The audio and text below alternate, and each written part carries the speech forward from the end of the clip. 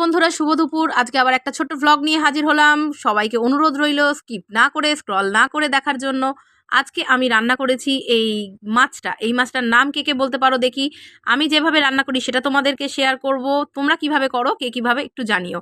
তো যাই হোক, মাছগুলোকে কেটে ধুয়ে পরিষ্কার করে নুন হলুদ মাখিয়ে রেখে দিয়েছি। এদিকে কড়াইতে সর্ষের তেল গরম করে নিয়েছি, আর সাথে রেখেছি ঝিরঝির করে আলু ভাজা। যেহেতু মাছগুলো ছোট, তাই আলু ভাজার মতন আলুগুলো কেটেছি। এদিকে মশলাটা করে রেখেছি, পেঁয়াজ কুচি করে রেখেছি, আর টমেটো দিয়েছি। দিয়ে আগে থেকেই মশলাটা রেডি করে রেখেছি। তো যাই হোক, এবার নুন হলুদটা মাখিয়ে নিলাম মাছগুলোতে। আর এদিকে তো তেল গরম আমার হচ্ছেই। তেল গরম হয়ে গেলে একটুখানি মাছগুলোকে হালকা করে ভেজে নেব আমি। তার জন্য এই দেখো, তেল গরম হয়ে গেছে। আমি মাছ ভাজাটা ভেজে নিয়েছি। আলতো করে হালকা হাতে ভাজতে হবে। এবং যে কড়া খেতে ভালোবাসো সে কড়া ভাজবে, যে হালকা খেতে ভালোবাসো সে হালকা ভাজবে। তো যাই হোক, আমার বাড়িতে তো সবাই একটু হালকা হালকা খেতে ভালোবাসে, তো হালকা হালকা আমি মাছটা ভেজে তুলে নিয়েছি। তুলে নিয়ে রেখে দিয়েছি। এবার যে মাছের তেলটা থাকবে, মাছ ভাজার তেলে আমি ঝিরিঝিরি করে যে আলুটা কেটে রেখেছি ওটাকে একটুখানি ভালো করে ভেজে নেব। ভাজা ভাজা করলে দেখবে আস্তে আস্তে মানে রান্নাটা করতে খুব তাড়াতাড়ি হয়ে যায়। তো আমি আলুগুলোকে দিয়ে দিলাম। দিয়ে আমি একটুখানি যতক্ষণ না ভাজা হবে ততক্ষণ ধরে একটু তেলের মধ্যে নাড়তে থাকবো। তো তোমরা কারা কারা এরমভাবে রান্না করো আমাকে একটুখানি জানাও কিন্তু ভালো করে। তো যাই হোক, তোমাদের সাথে কথা বলতে বলতে আমার এই দেখো আলু ভাজাও রেডি হয়ে গেছে। আলু ভাজাটা ভেজে নেওয়ার পর তুলে নেব। এবং ওই মাছ ভাজার তেলে একটু কালো জিরে ফোড়ন দেব। কালো জিরেটা ফোড়ন দিলে কি আমার বেশ ভাল লাগে, কালো জিরের স্মেলটা। তো যাই হোক, কালো জিরে ফোড়ন দেওয়ার পরে কেটে রাখা পেঁয়াজ কুচি দিয়ে একটু পেঁয়াজটা ভাজা ভাজা হতে দিলাম। ভাজা ভাজা যখন পেঁয়াজটা হয়ে যাবে, তখন তার মধ্যে আমি দিয়ে দিয়েছি চেরা কাঁচা লঙ্কা দুটো। আমি বেশি ঝাল খাই না, তাই দুটো কাঁচা লঙ্কা দিয়েছি। তোমরা যে যার মতন যে যেরকম ঝাল খাও সেরকম কাঁচা লঙ্কা দিয়ে দিও। তো যাই হোক, এবার কাঁচা লঙ্কাটা দেওয়ার পরে একটু ভাজা ভাজা করলাম। এবার আমি দিয়ে দেবো কেটে রাখা কুচোনো টমেটো। টমেটোটা আমার ভীষণ ভালো লাগে রান্নায়। তো আমি দিয়ে দিলাম টমেটোটা তেলের মধ্যে। এবার তেলের মধ্যে টমেটো দেওয়ার পরে ওপর থেকে না একটু নুন দিয়ে দেবে, তাহলে কি হয় পেঁয়াজটা তাড়াতাড়ি গলে যায়।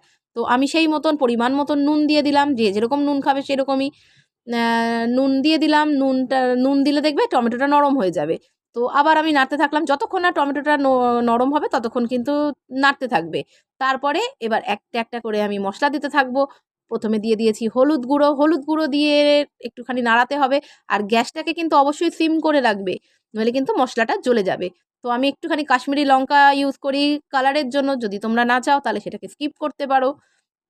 আমার বেশ ভালো লাগে, একটুখানি কালারটা লালচে লালচে হবে, ভাল লাগে। আর সাথে দিলাম একটু জিরের গুঁড়ো। এবার তোমরা যদি বাড়িতে নিজের বানানো জিরের গুঁড়ো দাও সে তো দেখবে আরও স্বাদ হবে। তো আমি তো দোকান থেকেই কেনা ইউজ করি, পারি না গো, অত সময় হয় না। ফেসবুকে কাজ করতে করতে টাইম আর পাই না। যাই হোক, সব মশলাগুলো দিয়ে এবার কিন্তু জল দিতে হবে। দিয়ে জল দিয়ে দিয়ে কষাতে হবে যতক্ষণ না তেল ছাড়বে ততক্ষণ। দেখো, তোমাদের সঙ্গে কথা বলতে বলতেই আমার তেল ছেড়ে গেছে। এবার আমি ভেজে রাখা আলুগুলোকে দিয়ে দিয়েছি। ভেজে রাখা আলু দিয়ে আবার একটুখানি কষাবো যতক্ষণ না, মানে তোমার নিজের মতন বুঝে নেবে, তোমার যতটা মনে হবে। তারপরে কড়াইতে একটু জল দিয়ে দিতে হবে আলুটা ডুবে যাওয়ার মতন। এবার যে যেরকম ঝোল খেতে চাও ঠিক সেই রকম জল দেবে। আমি একটু মাখা মাখা করতে চাই, তাই জন্য আমি জলটা কম দিয়েছি। জলটা যেই ফুটে উঠেছে, এবার আমি মাছগুলো হালকা হাতে আলতো আলতো করে ছড়িয়ে দিয়েছি উপর দিয়ে। কারণ মাছগুলো তো খুব নরম, তো যাতে ভেঙে না যায় তোমরাও কিন্তু এই সাবধানতাটা অবলম্বন করবে। তো যাই হোক, দেখো আমার এই মাছটা একটু মাখো মাখো মতন হয়ে গেছে। এবার আমি এটাকে নামিয়ে দেবো। আমার মাছটা পুরো রেডি হয়ে গেছে। তার সাথে করেছিলাম আজকে ভোলা মাছ, মানে ভোলা মাছ, তার সঙ্গে আমার ভাতটাও দেখালাম। আর সাথে সাথে করেছি ডিমের ঝোল। কেন বলো তো ডিমের ঝোলটা করেছি? যাতে রাতেও হয়ে যায় আমার, জানো তো, ফাঁকিবাজি করি আর কি। যাই হোক, ডিমের ঝোল এই ছিল আমার আজকে দুপুরের মেনু। সকলে মন দিয়ে কিন্তু দেখো, কেউ স্ক্রল করো না। তোমাদের বাড়িতে কেমনভাবে কে কীভাবে মাছ রান্না করো আমাকে কিন্তু একটু কমেন্ট করে জানিও। আর যেইভাবে এই মাছটার নাম কি সেইটা আমাকে কমেন্ট করে জানাতে কেউ ভুলো না। ভালো লাগলে একটা লাইক কমেন্ট করো আর শেয়ার করতে ভুলো না। টাটা, সবাই ভালো থেকো।